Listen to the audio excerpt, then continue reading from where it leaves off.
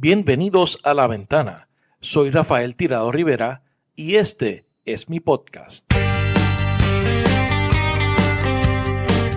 Trataremos de darle sentido a las noticias de la semana, hablaremos con datos y miraremos a Puerto Rico y el mundo desde una ventana diferente.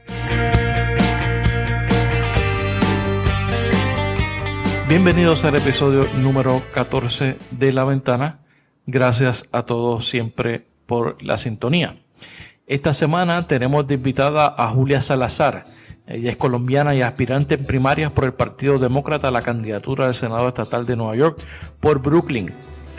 La candidatura de Julia ha levantado mucho interés a nivel de los Estados Unidos debido a que, al igual que Alexandria Ocasio-Cortez, esta está retando a la maquinaria política del Partido Demócrata en Nueva York y posee además una lista impresionante de endosos tales como Cynthia Nixon, quien reta al gobernador Cuomo en primarias, la congresista Nydia Velázquez, Our Revolution, un PAC asociado al senador Bernie Sanders, y los Democratic Socialists of America, organización socialista que ha visto un importante crecimiento en sus filas de socios gracias al mensaje de las campañas de Bernie Sanders en la primaria presidencial del 2016, la victoria de Donald Trump y la reciente victoria de Alexandria Ocasio-Cortez, que al igual que Julia también es miembro y fue endosada por esta organización, entre otras organizaciones que se han expresado a favor de la candidatura de Julia. Julia se enfrenta en primarias al senador Martín Dillon, que es elegido por el Partido Demócrata y pertenece al grupo de demócratas independientes en el Senado estatal que hace caucus con los republicanos. Julia tiene también interés en los asuntos de Puerto Rico. Esto fue lo que me dijo. So I think as a state senator, what I can actually do to support relief efforts in Puerto Rico is to make sure that that Governor Cuomo, that the state divests from companies that are profiting from Puerto Rico's debt, right? And can fight for an independent investigation into relief efforts. Como pueden escuchar, esta será mi primera entrevista en inglés, así que espero que la puedan seguir y la puedan disfrutar también. Julia Salazar es otra de esas candidatas que debemos de seguir y debemos respaldar tanto los puertorriqueños que viven en el Brooklyn como los puertorriqueños que vivimos acá en la isla. Para más información sobre su candidatura puedes visitar juliaforsenate.com. La Ventana se publica todos los viernes. Suscríbete en tu app favorito y recuerda dejar tu review, comentario o sugerencia y darnos un rate de 5 estrellas para que otras personas también nos puedan encontrar. También podemos continuar nuestra conversación en las redes sociales. Búscame como Rafael Tirado Rico y dale like a mi página en Facebook. Sígueme en Twitter en @rtirado y búscame también en Instagram como rtirado. Te invito también a que sigas y leas mi blog titulado Así las cosas, que publico todos los martes a través de la plataforma del nuevodía.com, en donde analizo los temas y asuntos de la semana desde mi particular punto de vista. Ahora los dejo con la entrevista a Julia Salazar. Julia Salazar, bienvenida a La Ventana. Muchas gracias. Your story is like the story of many migrant families. You're a daughter of Colombian immigrants. Mm-hmm. Talk to me about that story. Definitely. So my parents met in New York. My father immigrated to the States from Colombia, and they actually moved back to get married. Shortly after that, my brother and I were born. And my mom and my dad were conflicted about whether to raise us in Colombia or the U.S. My mom wanted to return to the U.S. And so ultimately my mom raised my brother and I as a single mother in the United States. Both she and my father came from a very working class background. My dad didn't finish high school. He became a cargo pilot, and my mom worked as she was a flight attendant at the time, but didn't have a college degree. So she she really struggled to fully financially support my older brother and me when we were growing up. Okay. I started working when I was 14, bagging groceries in a grocery store and worked in the service industry through high school. And then I went to college at Columbia in New York City, and lived in Harlem, worked as a domestic worker, cleaning houses, taking care of kids as a nanny for a family. And it was actually then, as a young adult, that I had my first experience with community organizing and fighting for my community. I lived in a building that was run by an abusive and neglectful landlord management company. Yeah, and that was your first involvement in social activism. You staged a strike rent. Talk to me about that. Yeah. So we ended up organizing a rent strike. What happened was the management company wasn't heating the building adequately in the winter. They refused to make urgent repairs that we needed in order to just have livable conditions. And I talked to my neighbors and my roommates, and we were scared, but we had exhausted all of our options and trying to communicate with the management. And finally, I said, let's legally withhold our rent until they finally meet our demands. And so we withheld our rent for 3 months and ultimately went to housing court with the management company and won concessions from them. We didn't have to pay rent for the time that they had refused to make repairs, and then they were forced by the city to make the repairs that we needed. But then I also I didn't live in a rent-stabilized apartment, so I was... What do you mean by a stabilized rent? Yeah, so about half of all apartments in New York City at this point, it used to be much more, but about half of them at this point are rent-stabilized, meaning that there's a limit every year, on how much, if at all, the landlord is able to raise the rent. So because my apartment was not rent stabilized, they were able to raise it to a completely unaffordable rate and push us out. Okay. And that's the problem, that it's become much more severe since then. This was several years ago, but since then, for tenants, especially where I now live in North Brooklyn, where I've been for the last 4 years, it's a really serious problem for families and tenants. You said earlier that you started working at 14th in various jobs. Talk to me about that, and why did you have to work at that age? Do you have to help paying the bills and with the expenses for your family, right? Yeah, absolutely. My mom was struggling. My brother and I were on reduced lunch. We're kind of supported by social programs like Social Security, and it was really important that I start working as early as I could. So when I was 14. So you went to Columbia University. What did you study there? Middle Eastern history. Yeah. Okay, that's interesting. Yeah. So what did you decide to study Middle Eastern history of all things? Yeah, it's a good question. I sort of switched around. I was really fascinated by history, it was a really big department at Columbia, so there were a lot of opportunities to kind of explore what region and period I wanted to study. I also I'm Sephardi. My father's family they all live in Colombia, but originally from Spain or North Africa via Spain. Okay. And I was really interested in that history. There's an important Middle Eastern community in Colombia. Is that part of the reason why you decided to study Middle Eastern history? Yeah, it definitely sparked my interest. We weren't a part of that community. My father's family, I think, had really, assimilated into Colombian mainstream, I guess, Colombian society. but I knew that they had a Sephardi history, and I was interested in exploring that, and am definitely still interested in the immigration of Middle Eastern communities, whether from Lebanon, the Levant, throughout the Middle East to South America.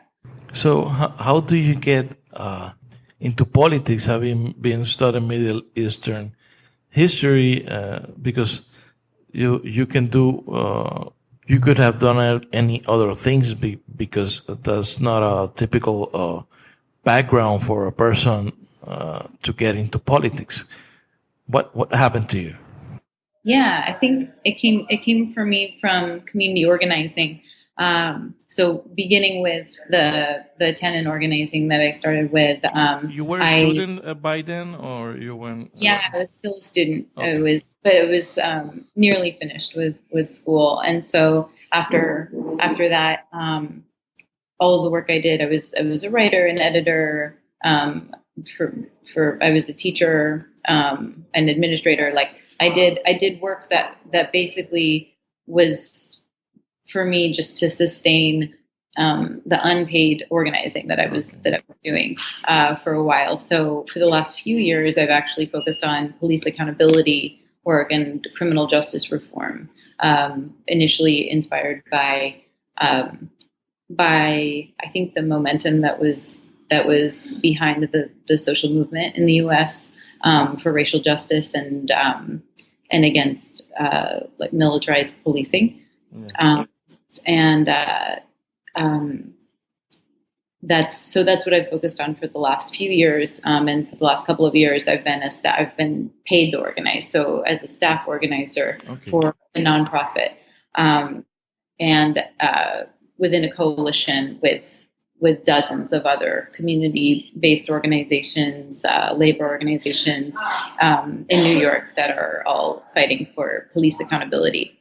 And it was early this year, and I'm a Democratic Socialist. I'm involved in the Democratic Socialists of America, who've been really integral in this electoral campaign. Yeah. And so partly through my involvement in DSA, through my community work, my professional work, early this year, someone else from the community who lives in my district reached out to me and said, somebody really needs to run against Dylan. And I said, yeah, somebody really needs to run against Dylan. Let's look somebody else. And right. And he said, yeah, we'll talk about it. Right. And so he came over to my house one day while I was doing laundry, and he made the case for the race for the district. And I said, yeah, great. Yeah, I'm on board. And then he made a case for me to run as the candidate. And at first I said, no. No, not me. Yeah, no. So I just I hadn't considered it before. I was very surprised. I didn't have political ambitions. Sort of like you said, that my background didn't, I always assumed that politicians, my image of a politician, a successful politician in the U.S. was somebody with a law degree, or perhaps a master's in public affairs, or somebody who had those the people that got us in this mess that we're living in right now, the lawyers and the people with that kind of background. We need people with diverse background like yours. Yeah. And, over the last couple of years, I've done a lot of legislative advocacy at the city and state level around police reform. And we were always, fellow advocates, we were always saying, it's a shame that many of these legislators don't have like community organizing background, because it does give you some really unique skills that you don't anticipate about how to negotiate with people, and also how to move people and motivate people, including potentially fellow legislators, how to caucus with people, and actually move things forward. But I hadn't really looked at it that way in that moment. My friend tried to persuade me, and I said, let's talk to other people in the community. I bet that we can find a strong candidate. And as I talked to more and more people, their response was always, but why don't you run? And so finally, after a couple months, I deliberated on like a daily basis. Some days I thought, yeah, we have I'm to running, then I'm not. yeah. And then It's so, yeah. it's a fascinating process. Yeah. Every day I felt different about it. And then finally, I just thought, we can't wait another 2 years. Our rent laws are expiring next year. So if we don't have a strong advocate in the state Senate for tenants, not least on other issues as well, healthcare, on community safety, criminal justice reform, then it's another 2 years at least. Our state Senate 2-year terms. Okay. It's at least another 2 years that hundreds of thousands of people who live in this district are not going to have a true representative at the state level. And so you're a member of the Democratic Socialists of America. You actually pay fees for What's that? You actually pay fees to be a member of it. When was the moment that you realize, okay, I'm a socialist? This is where I am, and how's that process related to your experience as a Latina woman in New York? And yeah, I think when my parents were younger, they had more progressive politics than they did by the time my mom was raising me. They moving to the U.S. They developed, but both I think from their like class experience, they both had a chip on their shoulder. Sort of developed this like bootstraps mentality and more reactionary conservative politics that had informed just like my limited political worldview as I was growing up. We weren't a political family, so to speak. We weren't activists. I don't think we just like didn't really have the capacity to be. But then when I went to college, I was suddenly, after going, coming from a place with not a lot of resources, and going to a public school, and then going to Columbia University, which is like an elite school with a lot of people who have had who come from enormous wealth, who've had the resources to really succeed their entire lives. I think that was a component of it, was sort of developing a class consciousness that I didn't previously really have. And additionally, receiving a political education just in the classroom, reading Marx. I think also learning more about social movements in Latin America and in Colombia as well. But I think part of it was just thinking about my own situation. Even as I was exposed to like Fox News growing up, like on this little TV in our kitchen, right? Right. Or like conservative talk radio. And so I would hear their, policy platform, and it was sort of normalized to me. It was always puzzling to me because as a teenager, I remember we received like Social Security checks in the mail, right? Like we were supported at least in part by welfare. And so it didn't make sense. It seemed against my own self-interest to reject social programs, and to reject an ideology that supported, everyone being cared for, empowering the working class. Like it seemed counterintuitive to me. So then, by the time I was a college student, I think it was, I think part of it was politicians like Bernie Sanders who talked about democratic socialism in a way that just made sense. That was more than just, I think before I saw a longtime U.S. politician, identifying as a democratic socialist, I thought that I thought of socialism in more like utopian terms, like this a vision of a society that we just like is totally out of reach under, in the present capitalist circumstances. Yeah. Mm-hmm. Yeah, definitely. Like but it's interesting because your self-described socialist in the capitalism capital of the world, which is New York. Mm-hmm. So, there's a battle for the soul of the Democratic Party right now between called socialist or progressive and the more center or conservative leadership of the party. Mm-hmm. Yeah. Talk to me about that. Sure.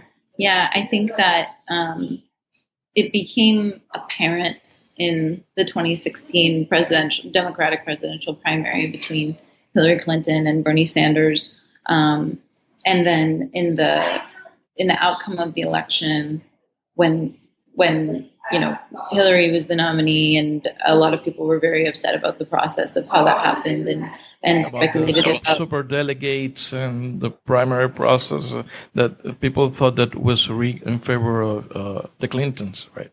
Yeah, absolutely. That there was corruption within the DNC, and then with Trump's presidential election, I think people were really just completely disillusioned with the Democratic Party and their failure to win. Like the fact that Hillary Clinton's campaign lost the state of Michigan is just like was really shameful, I think, to a lot of people, and some of the reporting that came out afterward about people in Detroit, places that have always consistently had a higher turnout than they did in this election, and also who usually vote for Democrats. They said that the Clinton campaign was virtually absent. Essentially, the narrative and like sort of the post-mortem of the election, people were saying that the Democrats had really abandoned, just completely stopped trying to even appeal to the working class, and I think had this sort of elitist attitude about that they can win elections, and it is rooted in, I think, like a bourgeois liberalism, in a form of liberalism that still really esteems free market capitalism, and also it doesn't have a moral qualm with giving people more access to our democracy because they have more money, right? So seeking to appeal to like at the very least like upper middle class white liberals rather than to the people who are actually registered voters, people who to the majority of Americans, right? To our what is actually a very pluralistic and diverse society, only focusing on like educated white people, which is definitely the elites. part of, yeah. Yes. Mm-hmm, yes. And that so in the immediate outcome of Trump's election, the DSA, as well as some other organizations, some of whom do more like direct services, and people were really, for good reason, concerned about being deported, about being discriminated against, whether it's immigrants or just as people of color, regardless of their citizenship status. There was a lot of support for those organizations and their work, but also there was this like exponential surge in new members into organizations like the Democratic Socialists of America. And I had been a DSA member, but was not active. Okay. I joined DSA via a Jacobin reading group, so like Socialist Magazine, meeting other young socialists, lefties in Brooklyn, and it was through the surge after Trump's victory that I think I was activated to be a part of this movement that wouldn't just change the Democratic Party, because I don't see that as a primary goal. Okay. Perhaps a secondary goal, insofar as it is strategic and in fact democratic. But the primary goal being to build to build a robust left social movement in the United States, because it was abundantly clear at that point that the Democratic Party couldn't do that, and wasn't interested in doing that. So why run in a Democratic Party primary instead of running as an independent or a third-party candidate? Yeah, I think if I lived somewhere else in the U.S., I would at least consider running as a third-party independent. But in my district, it is overwhelmingly, the vast majority of registered voters are Democrats, and we have closed primaries. So people, basically the effect of it is that it makes it very difficult to break from the two-party system, and for voters, more so for voters to break from the two-party system. Most people are, because most people are registered as Democrats. There are very few Republicans in the district, but the consequence of it is that the most important election for every seat, for every office, it ends up being the Democratic primary, and that's definitely the case in this state Senate race. It's highly likely that there will not even be a Republican challenger in the general. But if I had run as a third party candidate, I would basically risk alienating a lot of the voters that we want to represent, working class. It's the district is more than 50% Latino, 21% Black. It's mostly people of color and working class people. So now you're running against Martin Malave Dillon. Where does he stand in the rent and housing market crisis in the district, and why he hasn't done anything to stop it? Yeah, so he's been the incumbent for nearly 16 years, and throughout that time, tenant advocates, housing advocates have constantly been trying to agitate him and get him to at least change course, because decades ago, when he, as a legislator, even just before he joined the state Senate, he voted in favor of a policy called vacancy decontrol, which directly led to the destabilization of tens of thousands of apartments. Almost immediately, has had by far the most devastating impact on already existing affordable housing, and then future affordability, and it's disproportionately affected North Brooklyn. And so this is something that people have been trying to get him to. They told him at the time. Community members said, please vote against this, and he pledged to, and then went back on that. And it's very evident that it's because he takes more money from for-profit real estate. Yeah, that's where I was going. Is he taking money from real estate developers, right? Yeah, and it's a shame, because he's a mainstream Democrat, but he has made it very clear repeatedly, both through his absence, relative absence in the district, but also through, the policies that he chooses to support or not support, that he's ultimately accountable to these for-profit developers who are his biggest donors rather than to tenants. And it's the consequence of having this hyper capitalistic campaign finance system as well. You recently received two big endorsements, I think, that one from Cynthia Nixon, who's challenging Governor Cuomo. She also endorsed Alexandria Ocasio-Cortez in the evening of her primary with Crowley. And you also received the endorsement of Congresswoman Nydia Velázquez. Mm-hmm. Two political figures as different as they come. Talk to me about those endorsements. Sure. So both of these endorsements are really valuable to me.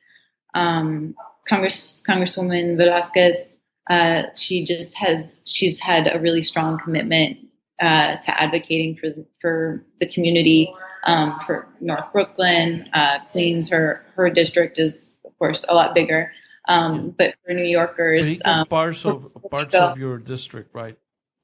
It takes parts of your district. Yeah. I think almost my entire district. Yeah. And she's my congresswoman as well. She is just, I think, she really models what it means to come from very humble beginnings, not as an immigrant, because she's from Puerto Rico, but as we're kind of immigrants, as a people. Citizen, and sometimes treat us as immigrants, and we go through the same problems that you guys go through. Yeah. Because we speak Spanish, we're people of color. Yeah, absolutely. So with the caveat, knowing, of course, that citizenship is one thing, but you're still treated as an outsider, and also had the systemic obstacles. This is like you don't belong here. This is for white people only. Yeah, absolutely, and especially as a woman in politics. So I think that she really blazed a trail for young women like me. I growing up had so few role models of like strong Latina leaders, whether they were politicians or not. I still remember when Sonia Sotomayor was appointed to the Supreme Court. I was about to graduate high school at the time. Like, wow. That's right. You're only 27. People need to know that. Yeah. She's awesome. Thank you. Yeah. But I remember when that happened. It's sad, but I was surprised because she's Latina. Like it really was shocking. It was someone like you, that you can look up to, that's great. Yeah. And I remember thinking, I was more cynical about it, I think, when she was appointed. But there's been change since then. And Congresswoman Velázquez, she's been really at the forefront of that. And I think has been a role model for a lot of young women like myself. And so that's, in addition to being a fierce advocate, I really admire her. Cynthia Nixon, of course, is in a very she's not a career politician. She does have a long record of advocacy. When I worked for a labor union, for example, that was representing academic workers, before it was cool, before it was popular for electeds or for public figures to come out in support of the workers. Cynthia Nixon came out really firmly and said that the institution needed to recognize their union and they had the right to bargain. And that was 3 years ago. I think it was long before she considered running. These sorts of things. She has a long record of particularly advocacy for better public education.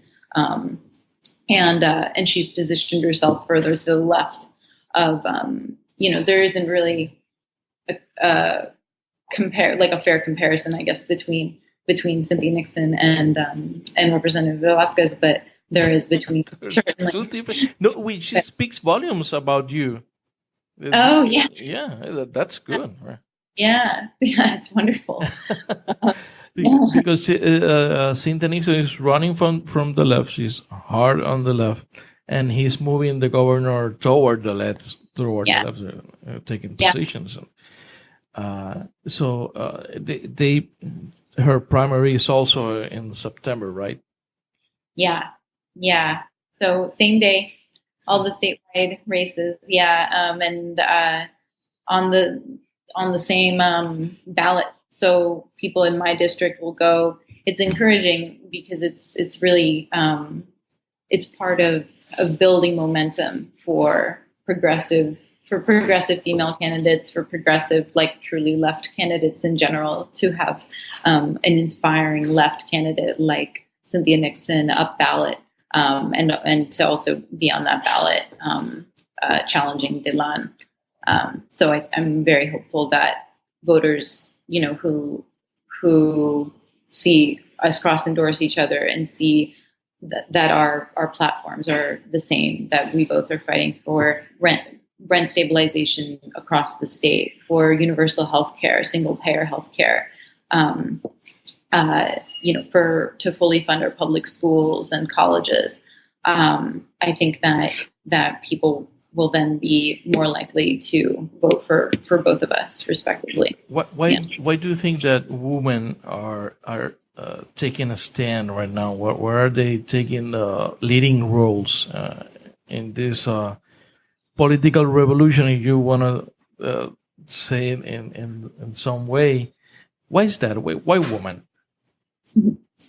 Yeah, I think is it that Trump? Is it right? I don't know. Yeah, or other issues.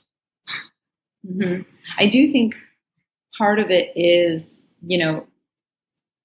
we now have this president who is abjectly misogynist, and is also surrounded by people who threaten to take away our reproductive rights, who to overturn Roe v. Wade. We're seeing families and women disproportionately affected by the harmful immigration policies, by these detention policies that are really cruel. Even by, for example, the Janus decision in the Supreme Court. So these attacks on public sector workers, attacks on the working class, it again disproportionately affects women as the lower earners in society, right? So I think that women, we were really unified against these policies in this administration, and there's this movement of women like Alexandria Ocasio-Cortez, like myself, other women, actually progressive women, who Jessica Ramos, who's also Colombian American. Yeah, she's great also. Yeah, she's running the 13th. Mm-hmm, absolutely. Catalina Cruz, who's a dreamer, actually a former dreamer, and now she's running for state assembly in Queens. So I think that part of it is we're driven by this reignited fire to fight back, driven by initially at least survival, and supported by each other, and are drawing on this collective momentum. But it's really inspiring to see. Julia, let's talk a little bit about your platform. We've talked about that there's a housing crisis and a rent market crisis. Talk to me a little bit about the roots of that crisis and what can be done to stop it, because it's a problem that has spread throughout New York State. Yeah. So the housing crisis is definitely statewide, but is really, it's most obvious in North Brooklyn, right? It affects every inch of our district. And, people are being displaced from their homes because their apartments are being destabilized because of a lack of regulation. The current rent stabilization system is really it suffered from a lack of attention and hasn't been updated to reflect the way that the unregulated market has affected people, right? So I think that we need to expand rent stabilization statewide, and that means capping how much landlords are legally able to raise anyone's rent every year.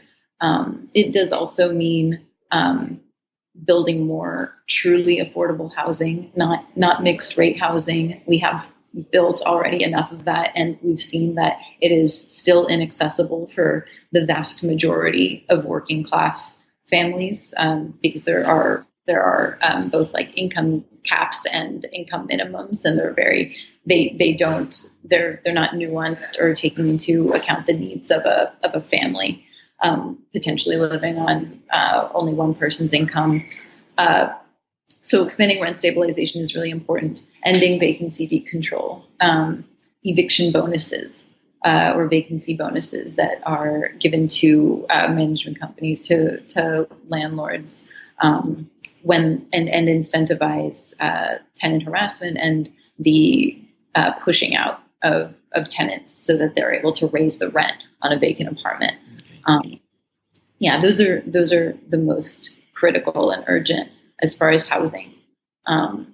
But with regard to healthcare, there's legislation called the New York Health Act. It's passed through the state assembly, which is more progressive generally than the state senate has been for the last about less than 10 years. The state senate, I guess it's like maybe, what year is it? Yeah, about 10 years.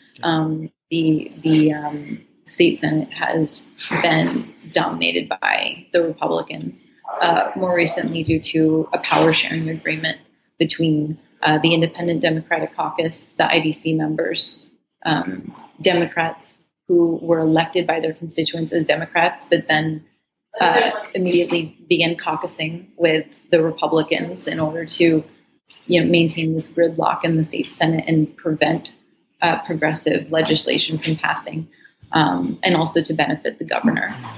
But the New York Health Act even has popular support in the New York State Senate, but there's been... What does it provide, that bill? It's single-payer healthcare legislation. Okay. So all care free at point of service. People often refer to it as Medicare for all. Most commonly they do.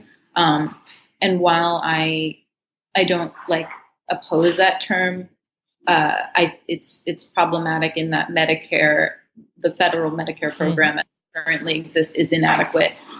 It doesn't cover most home care, long-term care for our elders and seniors. And so I think that in fighting for the New York Health Act, this also includes the caveat of it needs to be a robust New York Health Act that is comprehensive. It includes all the care that people actually need to age and dignity, the needs of people with disabilities, to be able to stay in their homes.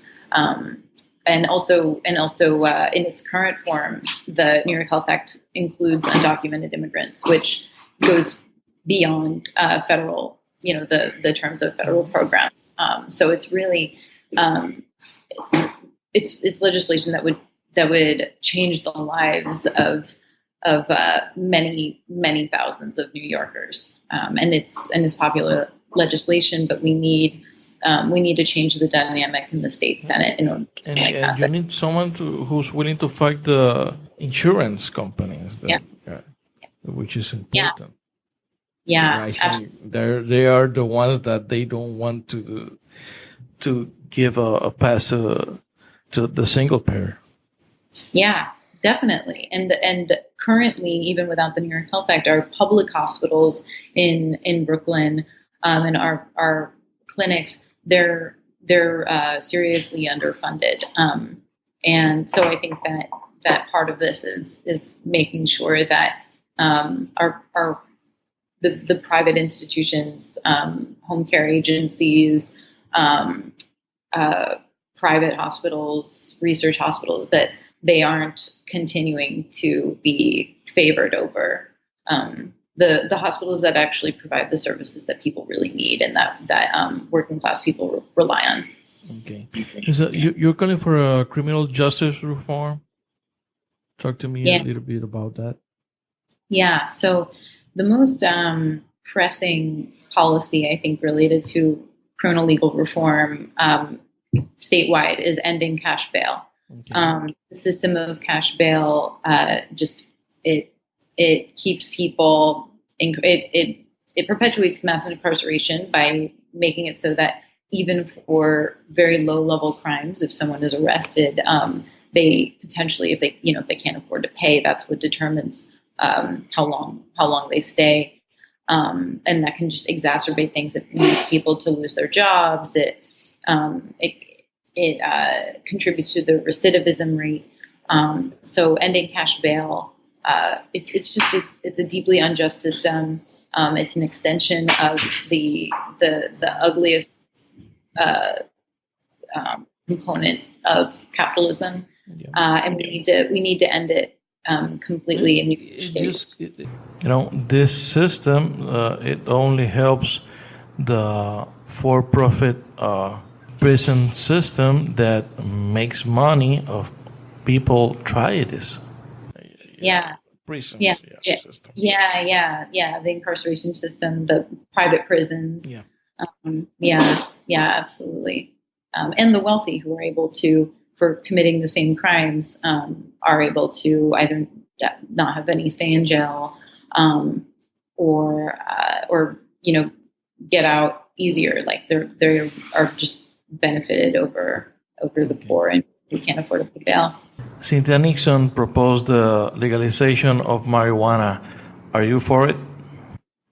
Yeah.